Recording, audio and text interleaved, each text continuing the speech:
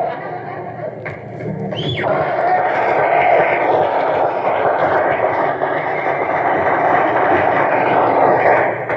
boy.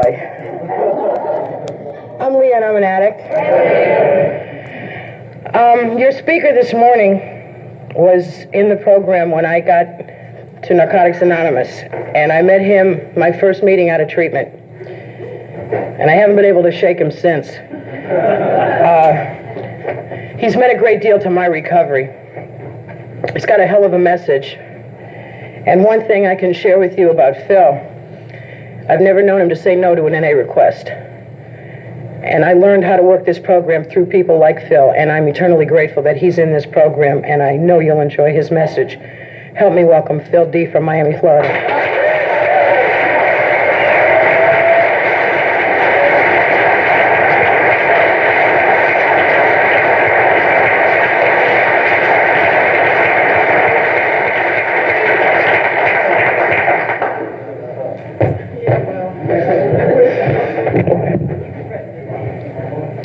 Hi, everybody. Good morning. Good morning, y'all. I'm a drug addict. I'm from Miami, Florida. My name is Phil. And I'm a member of Narcotics Anonymous. My home group is the Upfront group. I'm very honored and privileged and extremely frightened to be here this morning also. But I know what to do about that today. And I want to thank the convention committee for giving me the opportunity to come here and tell you whatever it is I'm going to tell you. I don't know what that's going to be yet, but you guys are beautiful, by the way. This area, I must say, there's a tremendous amount of warmth that I get from your area and or your region, and it just reminds me of what I've seen, and I've seen that in my hometown with Narcotics Anonymous growing there, and I've seen it in Miami where I'm a member of, and it's nice to see that this works the same way everywhere. And last night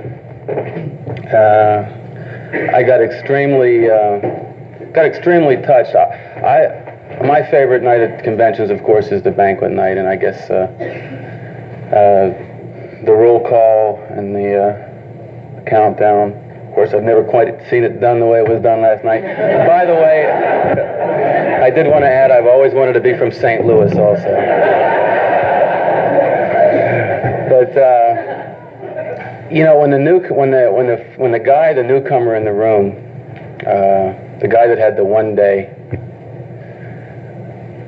when he walked to the front to pick up the chip, and when he walked through the room, and everybody, the love and the warmth and the everybody screaming and yelling and telling him to keep coming back, and the enthusiasm that we all showed for that guy, it couldn't help me think about something that I've been able to experience, a similar kind of a miracle, an experience, because a few years back, a guy that I had grown up with in Pittsburgh, where I'm from, had made his way down to Miami, where I was living.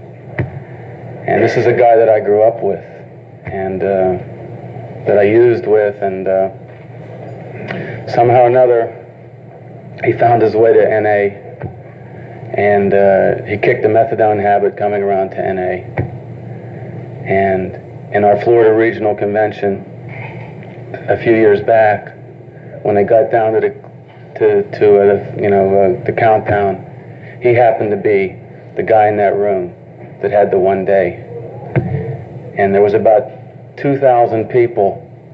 It was no different circumstances than it was here last night, except probably 3 times as big, 3 times as many people. He happened to be in the back of the room.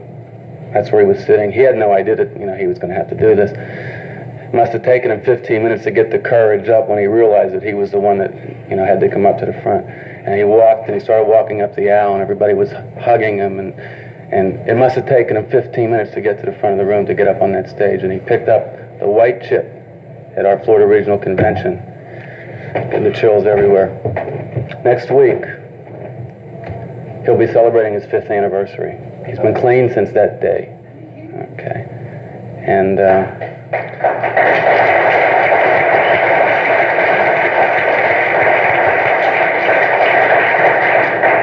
that's one of the many miracles that I've been allowed to experience in my life since I've come around here. You know, miracles besides my own and my own personal ones, what's happened to me personally, but to experience what happens with other people and to feel a small involvement. And I'm sure that if that fellow that's in this room does what he's supposed to do, if he comes around here and does all those things that all of us when we first get around here don't seem to make any sense, and if somehow or another we're willing to listen to people that have got here before us and follow some simple suggestions, you'll all experience him doing the same thing. And then you'll know what I'm talking about. Some of you already do know that.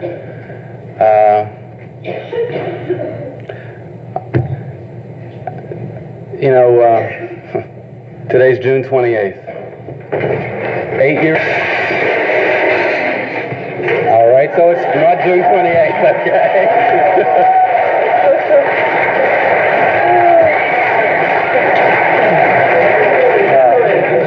All right. My next trick.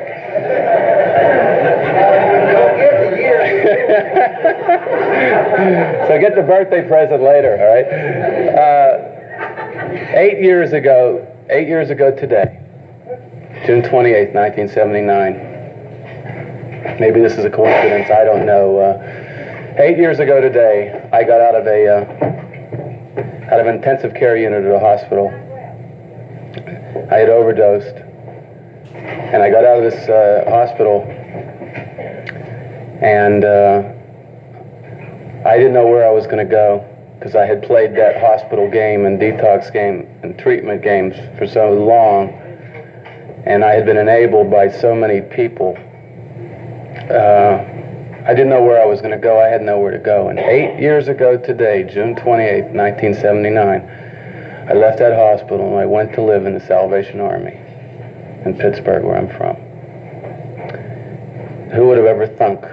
8 years ago, 8 years today, here I am standing here before you at a convention, asked to share my story or whatever it is that I believe in with you.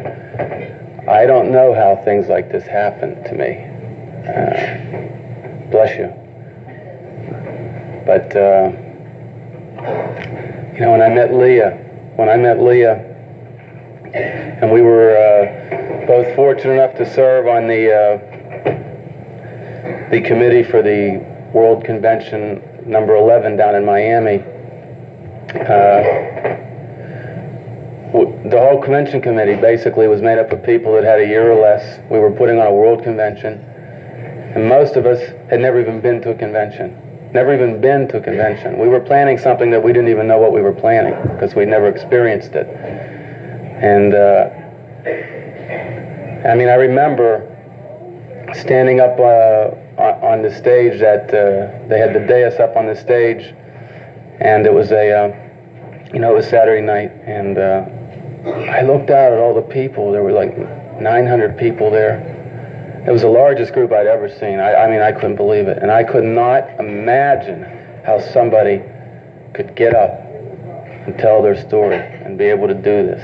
Could not imagine how, and I don't think Leah could either, you know.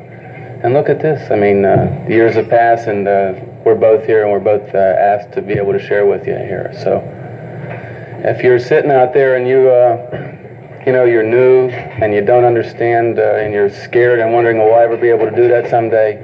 You'll be able to do that someday if and when the time is presented itself to you. And if you're also new, and this is your first convention, or if you opened up the program and you saw it said spiritual speaker, spiritual meeting, and you weren't exactly sure exactly what that meant or what you were going to be exposed to, I can tell you this much, I'm not going to pound the Bible up here, and I'm not going to say hallelujah, praise the Lord, or any of that stuff, but what I'm here basically to tell you about is what's happened to me since I took a total, complete, unconditional surrender, and I opened myself up to the process of what happens from the recovery steps, from steps 2 to 12. The process that happened to me that allowed me to go from coming to believe in a power greater than myself to the process, the end result, which was having had a spiritual awakening as a result of doing what I did. I'm here this morning to talk to you about my spiritual awakening and what's happened to me. And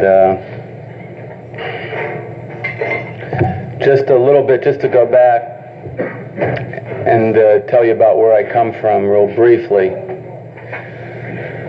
Where I was at when I told you I went to the Salvation Army, I'm going to backtrack. What had happened to me was, is 13 years of my active addiction, narcotics and barbiturate addiction. And what it had done to me was it had made me, what it had made me among everything else it made me a treatment junkie. I was a treatment and I was a program junkie. And I was a chronic relapser. And I was one of those guys that just didn't seem like could make it. I used to go to this hospital where I'm from in Pittsburgh. It was private psychiatric hospital. And I used to go there in detox. And part of their detox was bringing in people from 12-step programs. So I got exposed to 12-step programs early on. There wasn't much Narcotics Anonymous that came in. There wasn't any around at that time. So Alcoholics Anonymous was coming in. But the people that were coming in to see me happened to be junkies and friends of mine that I used with that were getting clean and found another way to live in Alcoholics Anonymous. So they were constantly bringing the message to me. And I was in this place some 25 times over the years, and many different times I got to different places, treatment centers and 28-day programs and halfway houses, and that's where I was constantly going. It got worse and worse and worse over the years. And my disease, the progression, the physical part of it progressed over and got worse and worse and worse. And I found myself in 1979, I found myself at a point where my tolerance had caught up to me. And I had had hepatitis quite a few times over the years. And my tolerance started changing. My liver stopped working the way it's supposed to work. And sometime in 1978, in the winter, I decided to clean up again. I got out of the hospital, I detoxed, and I went to this halfway house in the city of Pittsburgh. And I was in there for about 4 months, going to meetings every day. It's the longest time I ever got clean in my life, in 7 years. I was around 7 years. And I spent Christmas and I spent Thanksgiving in this particular place, you know, making plans how it was going to be different next year, you know. And I'm going to do all the right things this time, and next year at this time it's going to be better for me, you know. And I stayed there until February, and I left under some resentments that I had towards this house and towards the director of the house. He told me to do a few things I didn't want to do. And as a result of that, I felt that I knew how to go out and stay clean on my own. And I left, and in February of that month, after about 4 months of being clean for the first time in my life, I picked up a joint. I picked up a roach at somebody's apartment, and I smoked it. I don't even know if there was anything in it. It was so small, but I smoked it, and it immediately, I immediately went nuts. And my drug of choice had switched to Percodans at that time. And I tore her apartment apart looking for Percodans, and I found them. And I went on my last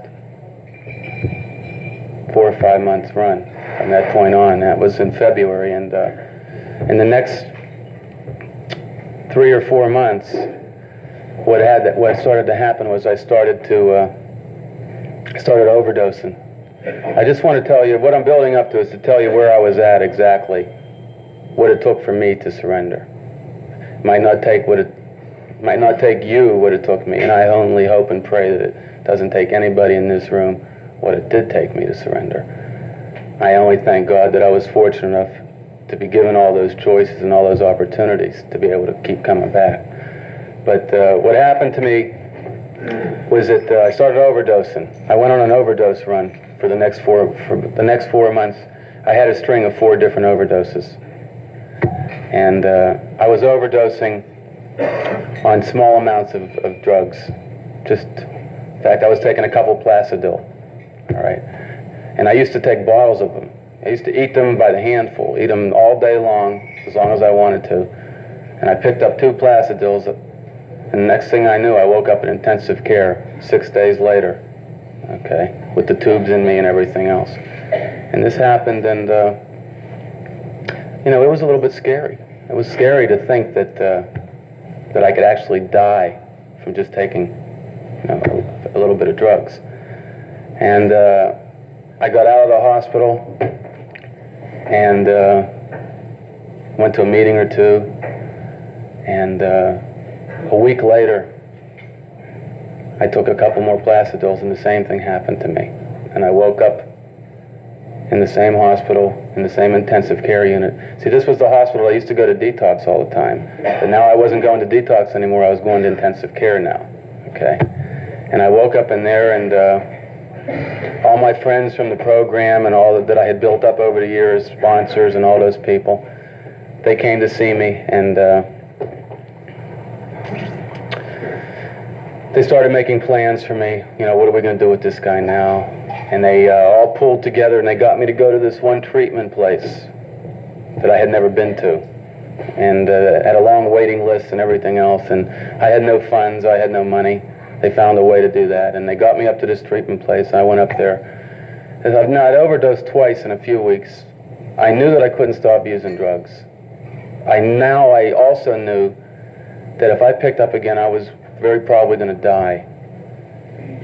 It wasn't the fact anymore that if I pick up, I'm going to get strung out again and I'm going to go through all that rat race. See, I had dealt with that over the years so many times, but now it had progressed to the point that if I actually pick up a drug, I really might just die from this one drug. I used to think that if I just looked at a picture of a drug, I could get high, I could die, I remember having that thought in my mind. So I went to this treatment center. They pulled all these strings to get me there. My sponsor graduated 11 years previous from there, so he had a lot of pull, and they got me up there. Excuse me. And I was in there for a few days, and they took my background, they took my history and so forth, and they came to me after about 3 or 4 days, and they told me that they weren't going to take me. They said that they didn't have anything to offer me, that I had been to places like them before. All they were going to do was give me some information and tell me to go to AA and NA when I got out, which I had already been told and knew anyway. They said, we don't have anything for you, but you go home and you stay clean for 30 days and you come back and we'll take you then. And I left and I went home, and I knew that I couldn't do it. I just knew. And I was right, because I overdosed 2 more times. Same exact identical way.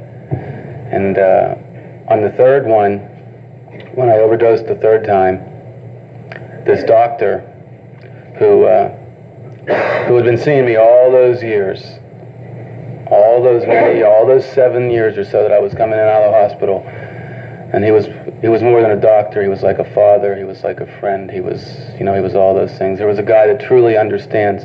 This was a medical guy that truly understands the nature of this disease and what it's all about. And he came to me. I was in intensive care.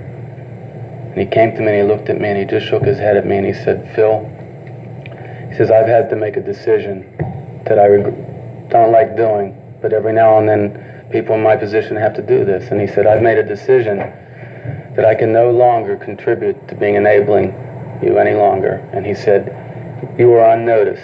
You can't ever come back to this hospital again. He said, I have let everybody know you cannot come through the emergency room. You can't come through the detox.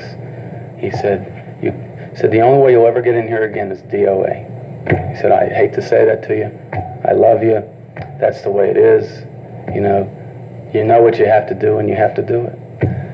So he forbid me from coming to the hospital. And when I overdosed the fourth time, which was, I don't know, a week, a month later, somewhere in that time span, at that point I was staying in my mother's apartment because I had nothing together. And I was living with my mother. I was 29 years old, living with my mother in her one-bedroom apartment. Talk about shame. Talk about the shame and the guilt and the feelings that we feel inside. I used to walk through that lobby thinking everybody was looking at me. Everybody was shaking their head saying, poor Mrs. Diamond, look what she's got to put up with. Look, no good for nothing, son. I had a 5-year-old daughter who had no idea who I was. I didn't have a car. I was just a worthless, useless nothing. And when my mother called the paramedics, I was passed out on her floor, and she called the paramedics to come and get me. And they would not come and get me because they had been there 3 times already in a short period of time. And for whatever reason, they just refused to come and get me. I could have died on my mother's floor, and they were not coming to get me because they only had a certain budget. There's only so much they could do, and they just wouldn't come and get me. So my mother called a couple of my friends in the program, and they came and got me. And then when they came and got me, the problem was where we were going to take him, because they couldn't take me to this hospital that they would have normally taken me to because he refused to take me there. Excuse me. So they took me to this other hospital, and I woke up in that hospital. And it was June 28th, 1979, when I woke up in that hospital, and I sat on that bed with some friends of the program, and I sat down there for probably the 50,000th time in my life, trying to figure out, what am I going to do now? Where am I going to go? What am I going to do? At that point, I had gone through every single enabler that I had. Nobody wanted anything left to do with me. I had burned my mother out. They'd been trying to tell my mother for years to throw him out and let it happen.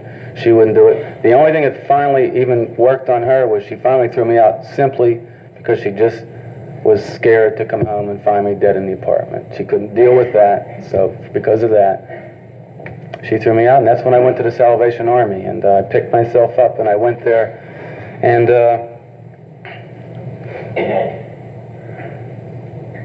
I said, okay, I'm going to try this. And there was a few guys in there that were going to meetings. It was basically a place to stay, basically a shelter. It was basically a place that would feed me. And there was no structure there. There was no formality. You didn't have to do this. You didn't have to go to any program. You didn't have to do anything. But there were a few guys there that were young guys, and they were going to meetings. So I started going to meetings with them. And I was going to meetings. And over the next couple days, something started to happen to me, which I had never experienced before. I could not put a handle on it. I didn't know what it was. But looking back and knowing what happened, I slowly started losing my mind. Literally losing my mind. At night I would sleep in a room with 40 guys snoring. Okay, 40 guys, that's who I shared a room with. And I'd start talking to myself. And I'd start having conversations with myself. And I'd start having 2 and 3 conversations with myself at a time. And I became aware of it, and I couldn't do anything about it. I couldn't stop them. It's like I was aware of it, and I couldn't stop. It got worse and worse and worse. And on the 3rd of July, 1979, whatever, 6 days later, I snapped right out. I just totally snapped. And what I'm going to tell you now, I can only tell you was told to me, because I was not present on this earth. I had what's called a toxic psychosis. I had a delayed withdrawal as a result of the barbiturates and all the overdoses and everything in my system. And I had the DTs. I had alcoholic DTs brought on by barbiturates. I was seeing things. I was hearing things. I didn't know anybody. My eyes were bulging out of my eyes. And I was panic-stricken. I couldn't put a sentence together.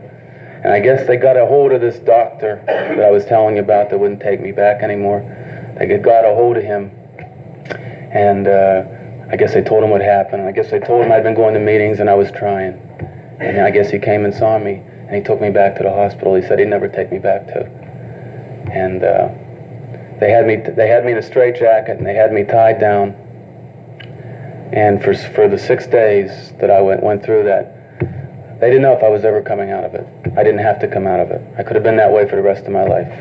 But I had these nightmares, and I had these things, that what I went through, the terror that I went through over those few days, I thank God for it today. I hope none of you ever have to go through it. Okay? But I thank God for it. Because miraculously, my mother had just signed papers. I was on my way to the state mental institution for the rest of my life. The papers were signed. That's where I was going. They couldn't keep me like that any longer. And just as fast as I went in, on the 9th of July, 1979, I came out of it. Just like that. Just came out of it. And that's the day that I have to believe that my life kind of changed. Because something had happened to me. There was some kind of a change in the attitude. I had hit my total surrender, you know. And I guess there wasn't any one thing that came to mind, but it's just like it's a combination of everything that I had heard in the 7 years that I came around the program, everything that I heard about the steps, and everything that I had ever heard. All of a sudden, it like all just became one big reality, and it all made sense, you know. And it's like I understood that I had to do something with this attitude problem that I had, you know. Something had clicked, and I knew that my problem wasn't drugs. It was attitude. It was my beliefs, my non-beliefs. And you know, there's a story that goes about a 6'2" guy, and he marries this little 4'10" girl. I don't know if any of you have heard it. But they get married and they go out and they're on their honeymoon. And they're in the hotel. And this big guy takes his trousers off and he throws them at her and he says, "Here, honey, why don't you see if you can get into these?" And she looked at him and she laughed. And he said, "I just wanted to show you who wears the pants in this family." Well, she took her panties off. She threw her little panties over at him and hit him in the mouth and said, "Why don't you see if you can get into these?" And he looked at her and he laughed and he said, "I can't get into those." She says, "You're damn right, and you never will if you don't change your attitude."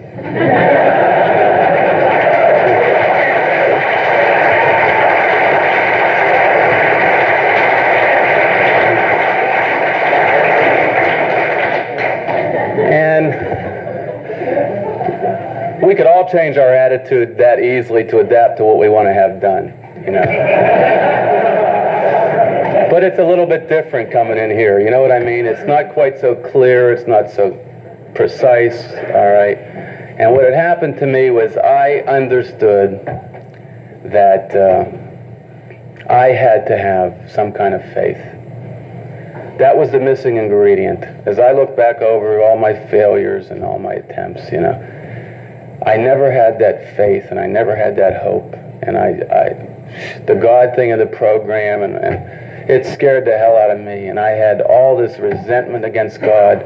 I didn't know who God was, you know, and I didn't have any belief systems in God, but if I really thought a little bit about God, the best that I could tell you was, well, how could there be a God up there? Look what he's done to me. Look what's happened to my life, you know. Look what's happened. I've been a junkie and on and on and on and on, you know, and how can there be a God up there? And somebody sat down with me and they told me, they said, you know, that they said, God didn't take that needle and put it in your arm. They said, you chose to do that. He said, God gave you the freedom to do anything that you wanted to do. And you chose to put the needle in your arm. All right? But I believe that God puts us here on this planet when he wants to. And when he's done with us, he takes us away. And what goes on in between is on us. And this is what this guy said to me. You know, he said, that's what I believe. So he said, don't throw the responsibility on God. And he also told me, because this guy knew me, he'd been with me for a long time, and he said, Phil, you also ask too many damn questions, you know, and you're trying to figure this thing out too much, and you want to know all the whys, you know. He said, I'm going to tell you something else. He said, if God could sit here right now in this room with you, right this minute, and give you to the answers to all your questions. We know that that can't happen, but let's just say hypothetically, God's going to sit here with you right now. He's going to tell you why you're a drug addict and why he chose you, and boom, on and on and on. All right. When he got up and left, you'd still be a drug addict. So you want to start asking questions. All right. They're all irrelevant. Start asking, what can I do about this problem, and how can I change it? Those are the questions that I started to have to ask. And I think that that's all that came to me when I understand that I truly had an unconditional surrender finally to this disease, because I had so many different times in my life that I thought that I had surrendered. Every time I went into treatment, every time I went into detox, and every time I said I had enough, at that moment I truly had enough, and I truly was willing and wanted to stop living the way I was living. Okay? But I never had the hope or the faith that I think is very necessary to go along with the total surrender. And I was thinking about my idea of the total surrender also, and visualize this picture, Me and Mark, Big Mark out there, we're getting a big fight right now on the floor here. Mark gets me down on the ground, pins my arms to the ground with his knees, and he's standing there on top of me like this, and he says, Phil, say your mother wears army boots. Or whatever. This is spiritual. I can't, Now, if he says that to me, I'm not going to say to him, well, Mark, I'll think about it, because he's going to smash me in the face, right? I'm going to think about it. I don't want to do it that. I don't want to say that. I'll say this. He's going to smack me. Right? He's going to keep smacking me. All right? So when I totally surrender, I'll say and do whatever he tells me to say. All right? No buts, no bargains, no ifs. If you do this, I'll do that. I'm surrendered. I'm hopeless. I mean, there's nothing I can do. So I got to do that. And when I do that, there's still a hope principle involved there, because I'll say those things only if I know in my mind that if I say them and I do the right things, Mark will eventually get up, and I'll be okay.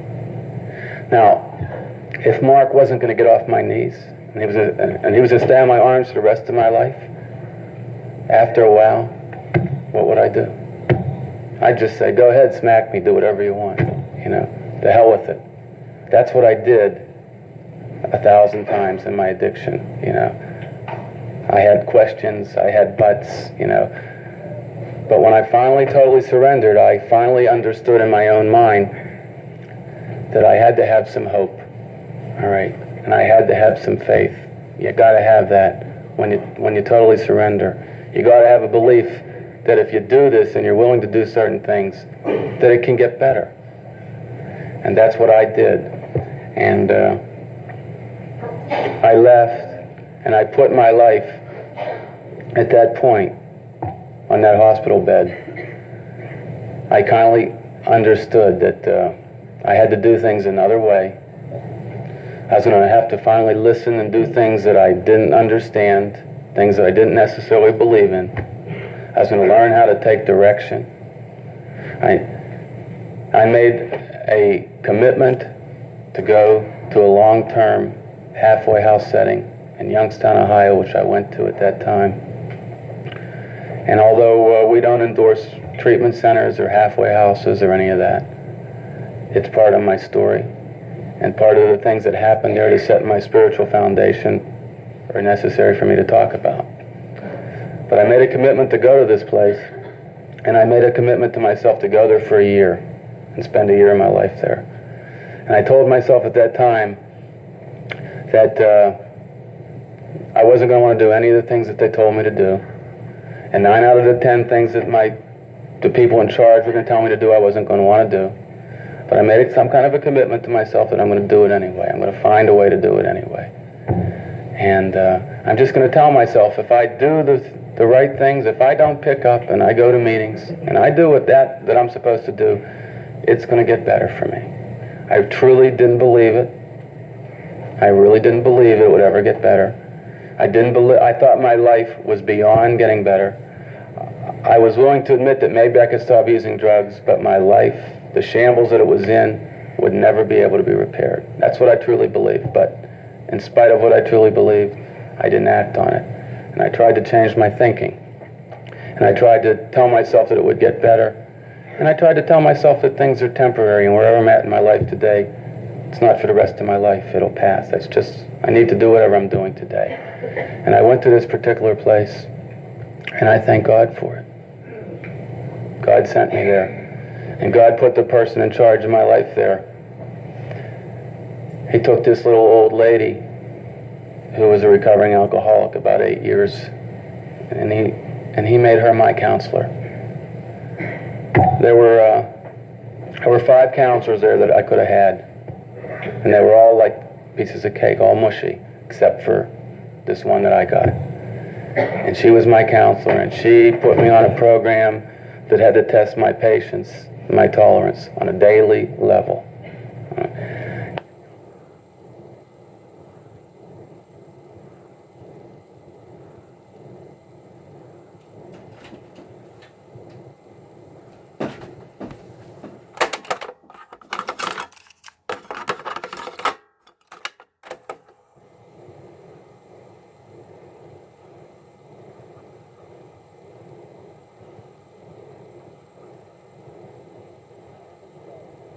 When I think about my recovery, and I think about my spiritual awakenings, and I think about the things that have happened to me, I view it as each and every one of us in our recovery, as it's going along, we have turning points that come up in our lives.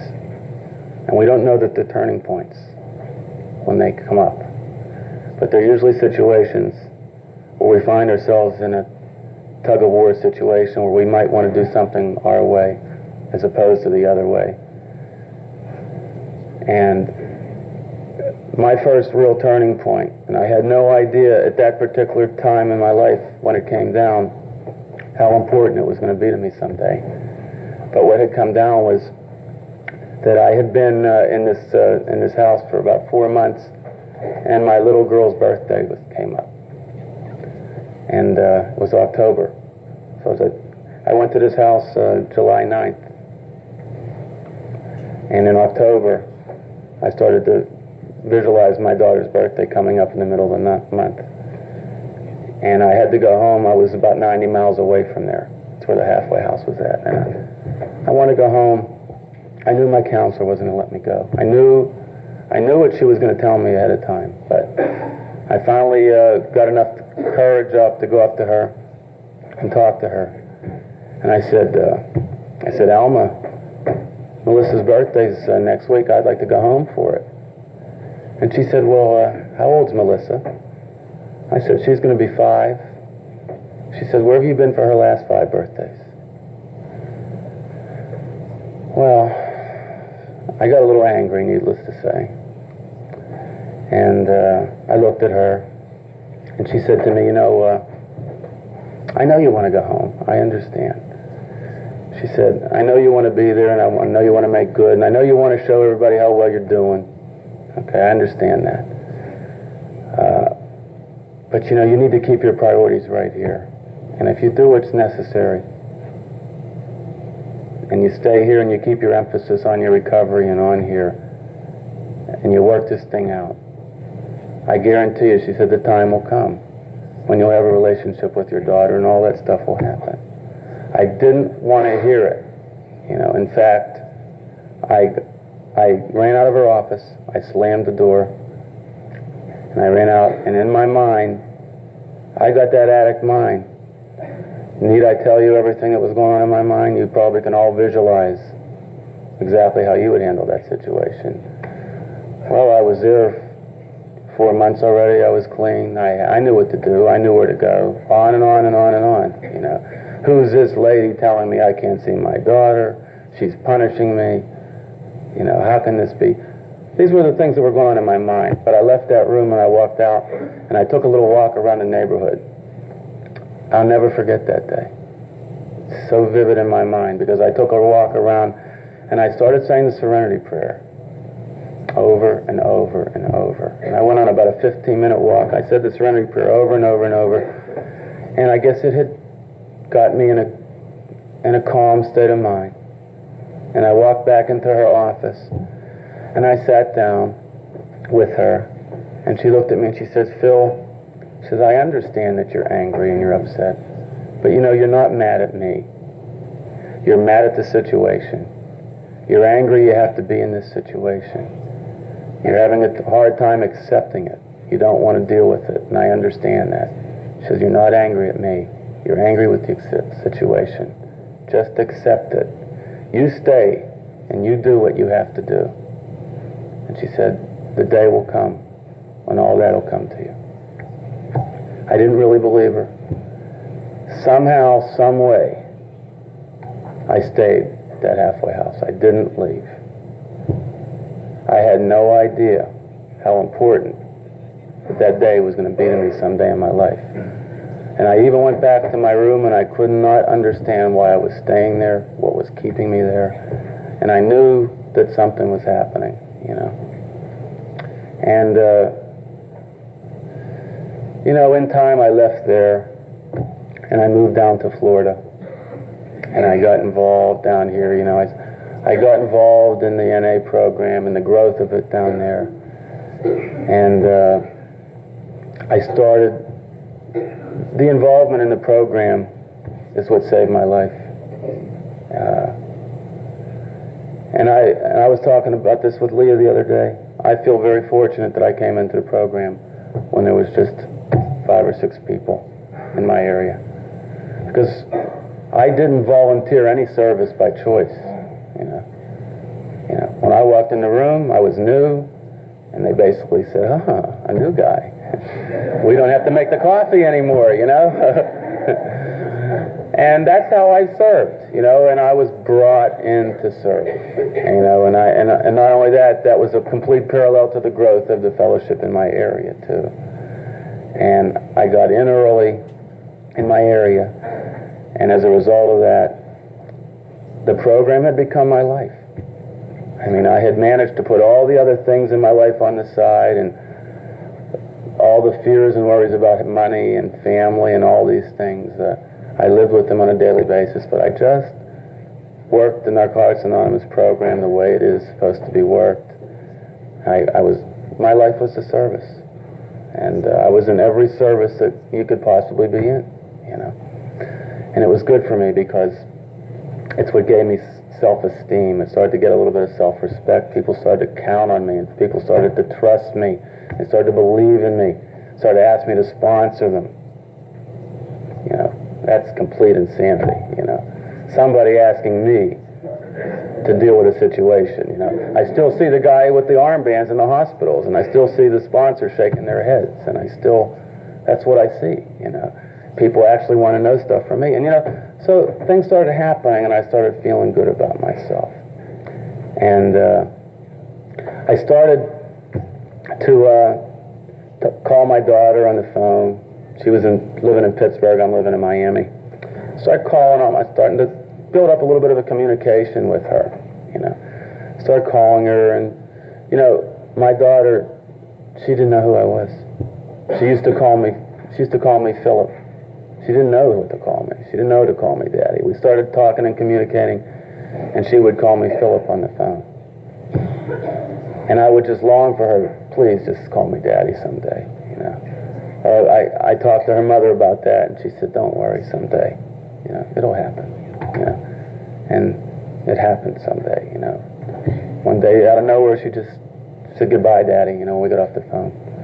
And we started writing letters, you know, and corresponding, and I guess about two years had gone by now. I'm clean about 2 years now, and you know, it's really a nice little relationship what we're gathering here. And my ex-wife calls me up one day, and she says to me, well, you know, you're coming a long way with Melissa, and boy, she loves you, and she's talking about you all the time, and my daddy does this and does that, and I think it's terrific. She says, but you know something? She says, fathers send money home.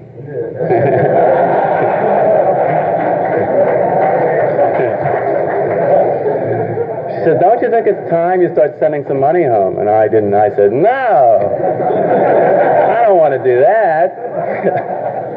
And then I started looking at my life and how unmanageable it was financially, and I was living day to day, and here she was asking for money, and I was trying to figure out, I'm living day to day.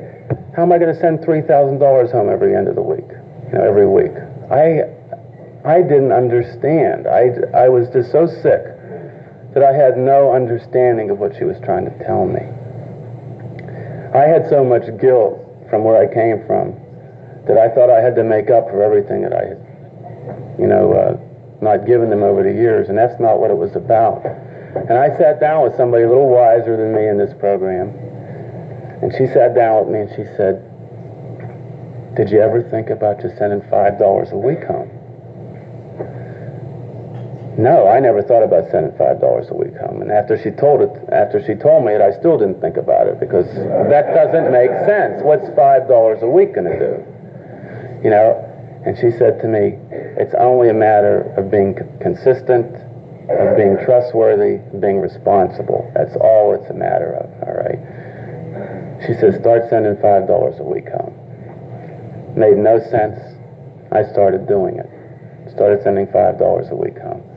No matter how broke I was, I could come up with $5 a week, And I started doing that, and it progressed to $10 a week, and about 2.5 years passed. And it's Christmas time, and I'm sitting down I'm in my apartment, and I don't think it was a particularly, I don't remember exactly what I was going through at the time, but I was in a pretty bad space, and I get this phone call from my ex-wife. She calls me up and she says, basically she says, you've really proven yourself to us, and I know I can count on you, and I know that I can trust you. And she said, how would you like Melissa to come down and spend Christmas with you? And I just got the chills again. I get it every time. She said, how would you like your daughter to come down and spend Christmas with you? She was willing to put my daughter on a plane and send her 1,500 miles and stay with me, the junkie, by myself, alone, for a week. All right. And when that happened, I flashed back to that day in the halfway house. I flashed back and I thought about that situation that went down, and I thought about what my counselor had said, and I thought about all that had happened since. And from that day on, I've known the true power of God working in somebody's life. I have felt it. I faked it. I believed it. I prayed on a daily basis for 2.5 years. I did all the things. I went through all the movements, But when that happened, that was it. And when I share it, every time I talk about it, I get the same feeling again. I relive it, okay? And from that day, she came down that year. She came down the following year for Christmas. She came down the following year for Christmas. The next year, she came down for the summer. She spent the whole summer with me at camp. She came down with me the following year and spent that summer in camp. That brings us to this year. My daughter just got back from a trip to Israel that I was fortunate enough to be able to help her send her on. She just got back the day that I came here. And she's coming down to spend the summer with me. I'm picking her up at the airport tomorrow, and she's coming down to spend the summer with me again. All that has developed. It's all happened from that point on. Last year, in December, my daughter was bas mitzvahed. I'm Jewish. It's a special ceremony in the Jewish religion where males become adults. Well, males and females become adults. It's a special ceremony. She was bas mitzvahed, and I had this affair for her. And out in the synagogue, my whole 9-step list were there.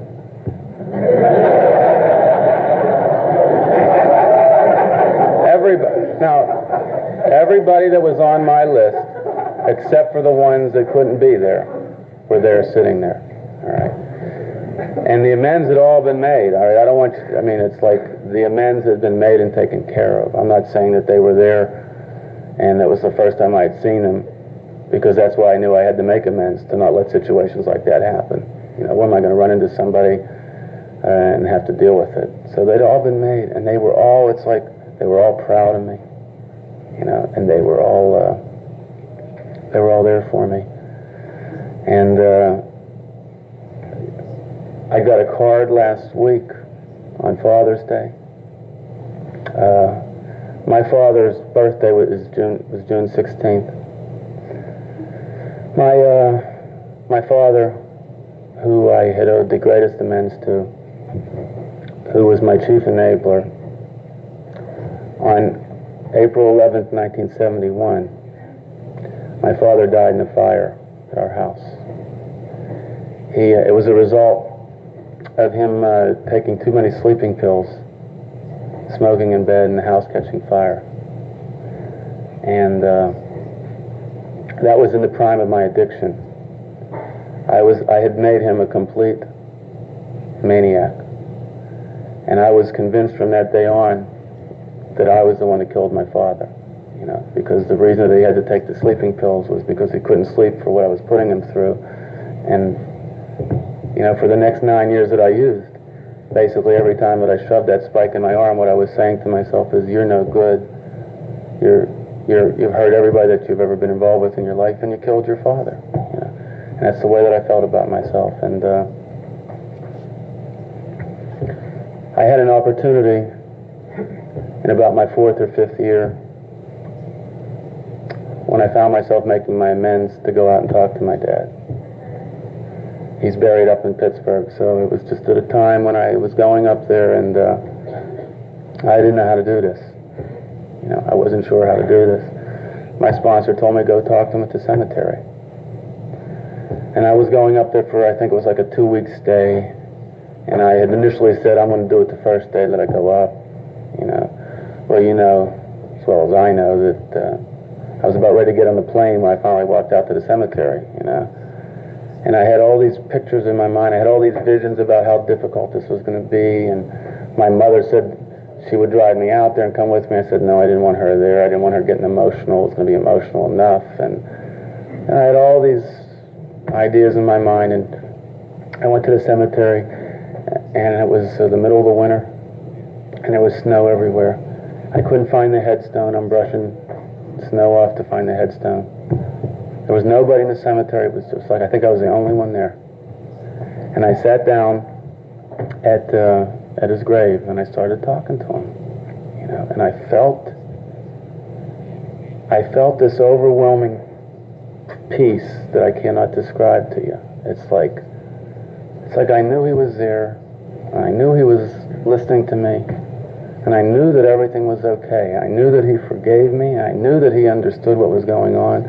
I knew all that, and in addition to that, I knew a few other things.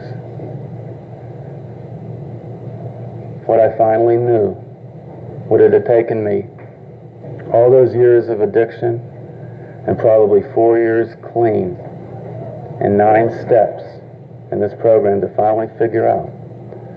I figured out my dad died from this disease that I suffer from. I never was willing to take a look at it, all right? And when I sat there, all the things that I knew started to click in, like nobody's responsible for me being a drug addict, right? Nobody's responsible for what happened to me. I know that, all right? So therefore, I'm certainly in no way responsible for what happened to him either, all right? I finally understood it. You know, acceptance of myself and my disease and God's grace had come into my life. And I was okay with it. And I've been free from that day on in that area of my life. All right, I've been free from it. I wasn't free up until that 4th step. I didn't know it then. Had I not done what I did, I believe someday I may have gone out and choked on that guilt. But it took that to set me free. And his birthday was June 16th. It always fell around Father's Day. There were days when it fell on Father's Day. So last week I get this letter from I get this letter from my wife's grandmother.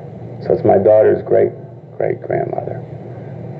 The ones that brought her up, okay, when I was never there, and who used to have to deal with my ex-wife's insanity about how to deal with this situation, this unlivable situation with bringing up this daughter and he's not there and all that.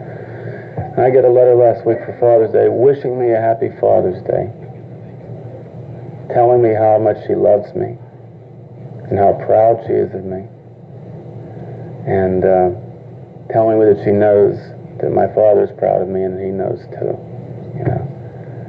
And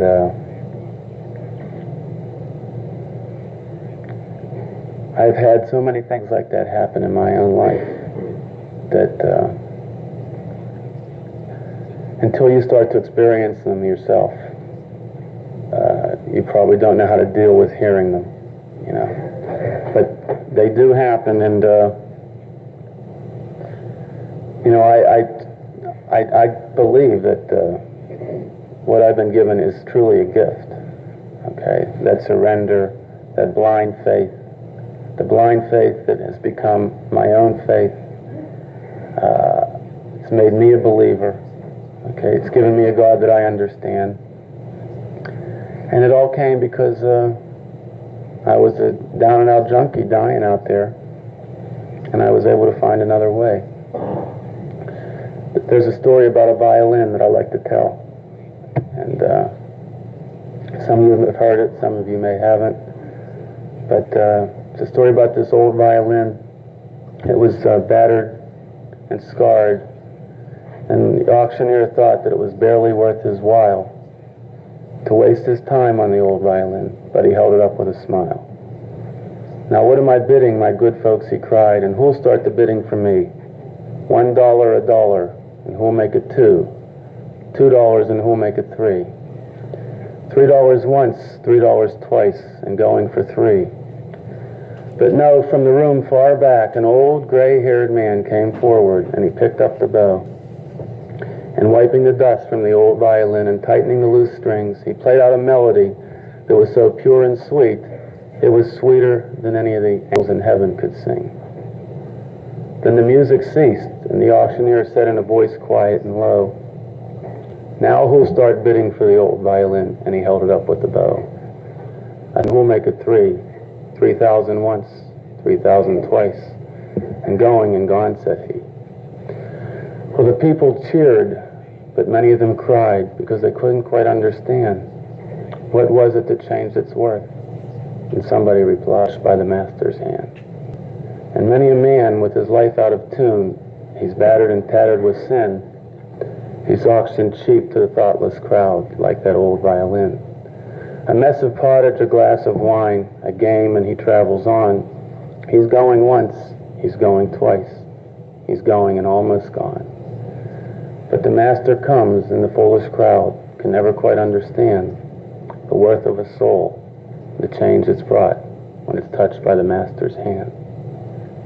And when I look around this room, I see a whole lot of people in there tonight, this morning, that have been touched by the master. There's no rhyme or reason why we're here alive, all of us. Why we're gathered here together. It makes no sense. But there is a reason that we're alive, okay? And the reason that we're alive is that we've been given a gift. From being able to live in hell and live through what we live through, we've been given a gift that I believe God gave us, and he didn't give it to anybody else. And he didn't give it to his doctors, his learned people. He didn't give it to his teachers. He didn't give it to the professors. He didn't give that gift to any of those people.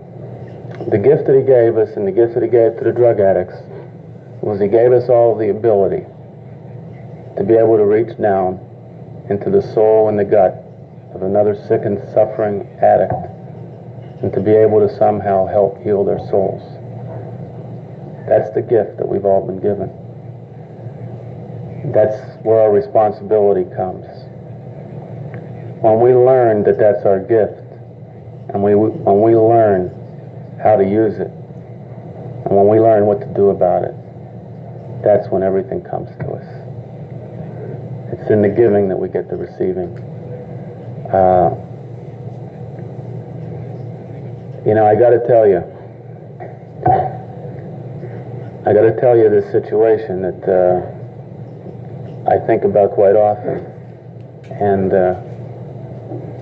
if you haven't seen the power of God in my own personal life yet, maybe this will help you a little bit more, because that hospital that I used to tell you about, that I used to go to all those years, there was a little old guy that used to come in there every Wednesday night and bring an H&I meeting into this particular hospital that I was at. A little old guy named Henry Carr with a white beard. Didn't matter what year it was, it didn't matter what season it was, it didn't matter. Every Wednesday night, 7 o'clock, Henry would have a meeting in there. There was very few things that impressed me about all my stays in the hospital.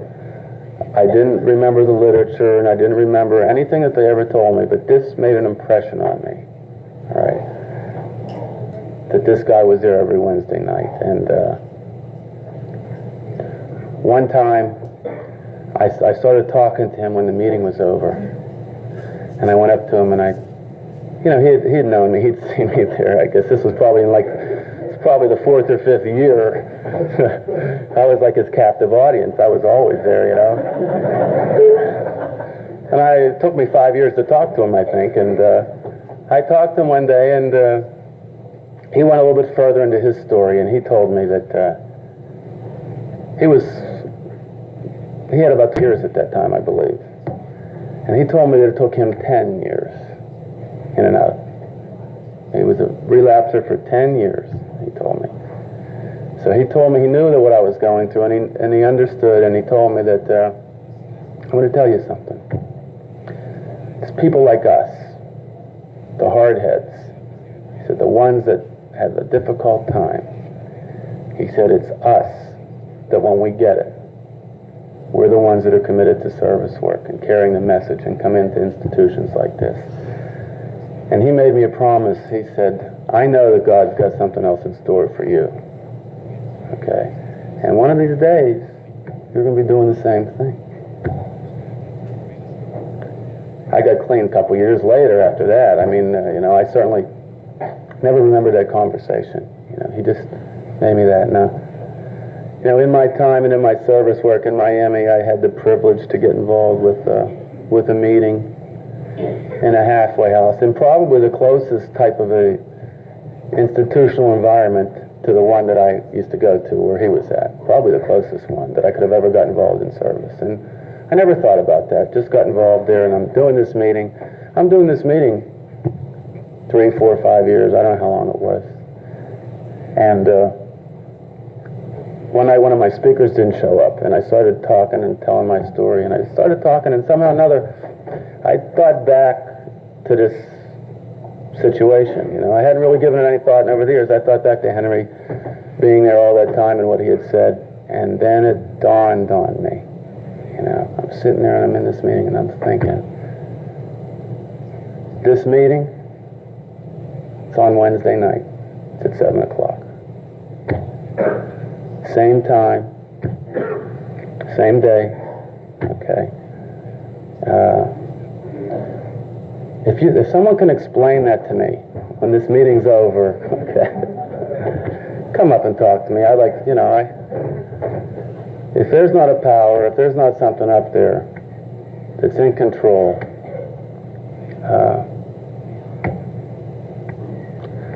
tell me about it. I'm really grateful that I had a chance to be here with you today. And, if you've been around this program for a little while and you're not experiencing the kinds of things that I'm talking about, if you haven't dealt with it, and if you haven't had them happen to you, I have to ask you one question. Take a look at your life and take a look at what you're doing and ask yourself, what have you done lately to give it back, to help somebody else? Okay? There's all kinds of ways to give it back, you know. I thought for a long time giving it back was being hotline chairman, GSR, treasurer, on and on and on. And for a period of time for me, that's what was necessary. All right. There was also a time in my life that came when I realized that I'm supposed to step aside. I'm supposed to let the newer people do that stuff and get those positions, to get that self-esteem, to get that self-respect. I don't have to hog that anymore. So there's other kinds of service. And that's when I chose to just stay involved in H&I work. But ask yourself, what am I doing to give it back? And that's where the answer is. Because, you know, the program, the way it's written, it's just like sex. If you're doing it and it ain't working, you're not doing it right. You know? And I just want to leave you with one other thought, and if you don't take anything else that I've said this morning with you home today, just remember that there's a love of a fair young maid, and there's a love of a strong young man, and there's a love of a baby unafraid. They've existed since time began. And the love of all loves, even greater than that of the mother, is the tender, the infinite, the unconditional love of one drug addict to another. I love you, and God bless you.